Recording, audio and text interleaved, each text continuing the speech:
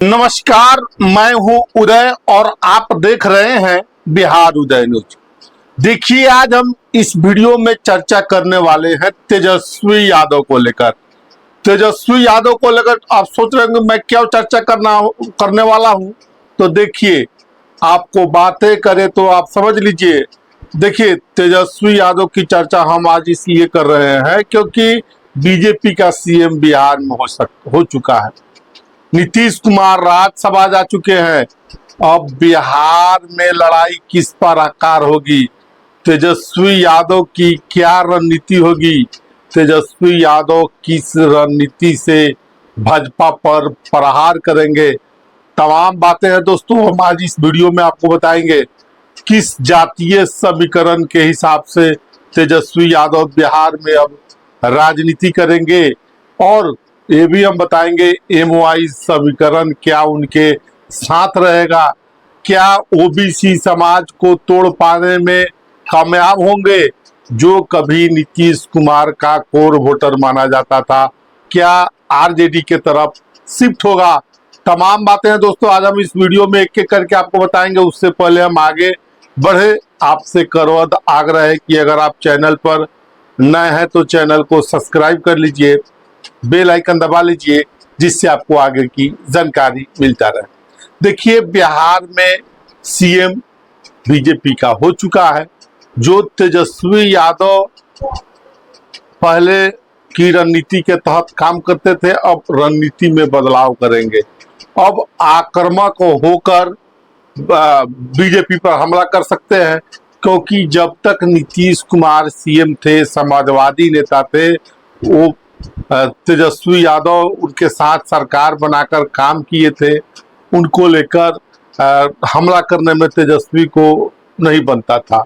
अब एक तरफ बातें करें तो एमओआई समीकरण यानी मुस्लिम यादव की समीकरण के तहत बिहार में अब आगे बढ़ेंगे तेजस्वी यादव।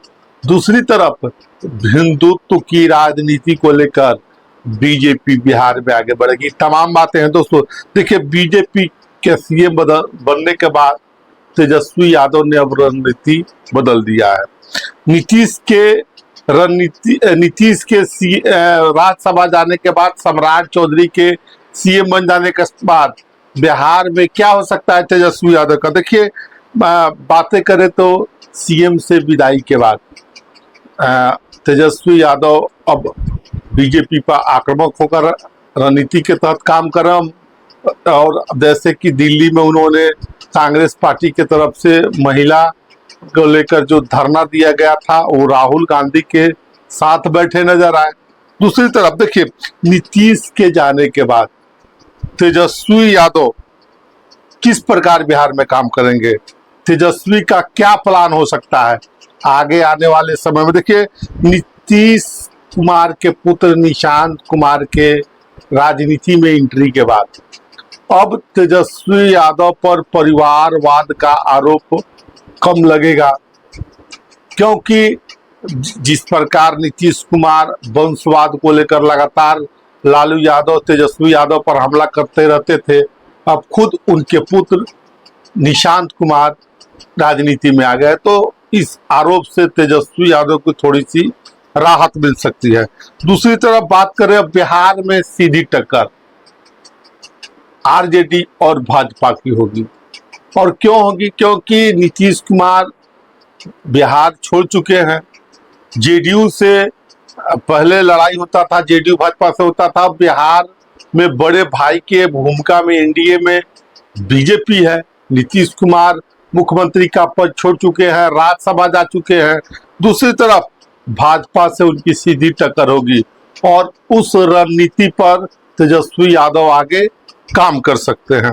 दूसरी तरफ बातें करें तो देखिए, बिहार में अब लड़ाई तेजस्वी वीएस सम्राट की हो सकती है, क्योंकि इनकी लड़ाई होने से अब समीकरण भी बदल जाएगा। देखिए, आपने लोकसभा और विधानसभा चुनाव में आपने देखा होगा कि बड़े थोक भाव से कोयरी कुशवाहा को टिकट तेजस्वी यादव ने दिया, लौ कुश को टिकट तेजस्वी यादव ने दिया, और उसका कुछ प्रभाव दिखा भी और कुछ खास प्रभाव नहीं भी दिखा।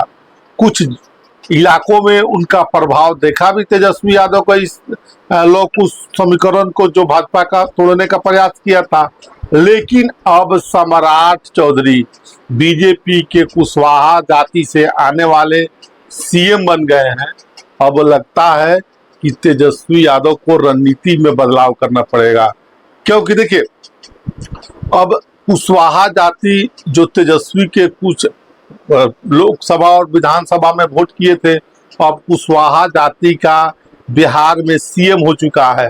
हो सकता है कुशवाहा जाति अब बीजेपी के तरफ सारे लोग कुछ कर जाए।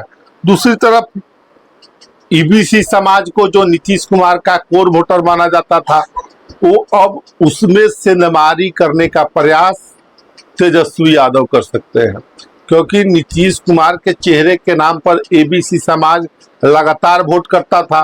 अब तेजस्वी यादव उसी में पैठ बनाकर अब उसमें सनमारी करने का प्रयास करेंगे। देखिए दूसरी तरफ गैर दलित, हालांकि एनडीए के तरफ से बातें करें तो जीतन राम मांझी, चिराग पासवान बड़े दलित समुदाय के नेता हैं, लेकिन कभी ये समुदाय लालू प्रसाद यादव के साथ हुआ करता था। बाद में शिफ्ट रामविलास पासवान, चिराग पासवान के साथ ये वोट शिफ्ट हो गया। अब उसमें भी सेंधमारी कर कर समीकरण को साध कर तेजस्वी यादव आगे बढ़ सकते हैं। क्यों बढ़ सकते हैं और कैसे बढ़ सकते हैं? देखिए तेजस्वी यादव आगे कैसे बढ़ेंगे, बड़ा सवाल है। देखिए तेजस्वी यादव वोट में सेंधमारी करेंगे और एरिया वाइज बातें करें तो एरिया वाइज समीकरण साधेंगे और उस पर आगे बढ़ेंगे और दलित महादलित वोटरों पर अपनी जो है दलित गैर पासवान वोटरों पर अपनी छाप छोड़ने में सफलता हासिल करेंगे। दूसरी तरफ बात कर रहे हैं तो स्वर्ण समाज, जो कि बीजेपी का कोर वोटर माना जाता है, और अब बीजेपी और बिहार में आरजेडी और भाजपा की लड़ाई होगी। तेजस्वी यादव और बातें करें तो बिहार में सम्राट चौधरी की लड़ाई होगी। तो तेजस्वी यादव स्वर्ण जाति को हो सकता है बीजेपी के वोटर बढ़ाकर दलित समुदाय पर अपना पाले में लाने का प्रयास करे। अब कितनी सफलता मिलेगी ये तो आने वाले वक्त और समय के साथ मालूम चलेगा। लेकिन दूसरी तरफ तेजस्वी यादव का जो चुनाव अब आगे होगा उसकी प्रक्रिया पूरी तरह बदल जाएगी। जो पहले मुकाबला बातें करें बिहार में तेजस्वी यादव की लड़ाई जदयू भाजपा से हुआ करती थी, अब बिहार में वैसी चीजें नहीं है। समीकरण पूरी तरह बदल चुका है। तेजस्वी नई रणनीति पर काम करेंगे। तेजस्वी यादव नई रणनीति के साथ बिहार में राजनीति पर आगे बढ़ेंगे और फ्रंट फुट पर आकर बैटिंग करेंगे। तो देखिए हमने बताया इस वीडियो में तेजस्वी यादव जब बिहार में नए सीएम बनने के बाद अब रणनीति में बदलाव करने वाले हैं। किस प्रकार बदलाव करेंगे? देखिए तेजस्वी यादव बिहार में लगातार, हालांकि विधानसभा चुनाव में उनको कम सीट मिला, लेकिन बिहार के मुख्य विपक्षी दल तेजस्वी यादव की पार्टी आरजेडी है, नेता प्रतिपक्ष भी तेजस्वी यादव है, और 2030 की तैयारियों में अभी से ही तेजस्वी यादव लग गए हैं। तो देखिए बहरहाल आपकी इस वीडियो के बारे में क्या है? क्या तेजस्वी यादव और सम्राट चौधरी की लड़ाई होगी बिहार में, यानी राजनीतिक लड़ाई होगी? क्या जो पावर सेंटर कभी लालू यादव और लालू नीतीश लड़ा करते थे, अब तेजस्वी सम्राट लड़ा करेंगे? बीजेपी आरजेडी की लड़ाई होगा? तमाम बातें हैं दोस्तों। क्या ईबीसी समाज को तेजस्वी यादव साधने में सफल होंगे? क्या स्वर्ण समाज को एरिया बाय स्वर्ण समाज पर अपनी प्रभाव डाल पाएंगे? तमाम बातें हैं। इसके बारे में अपनी राय कमेंट बॉक्स में जरूर दीजिएगा। बने रहें बिहार उदय न्यूज के साथ। बहुत बहुत धन्यवाद।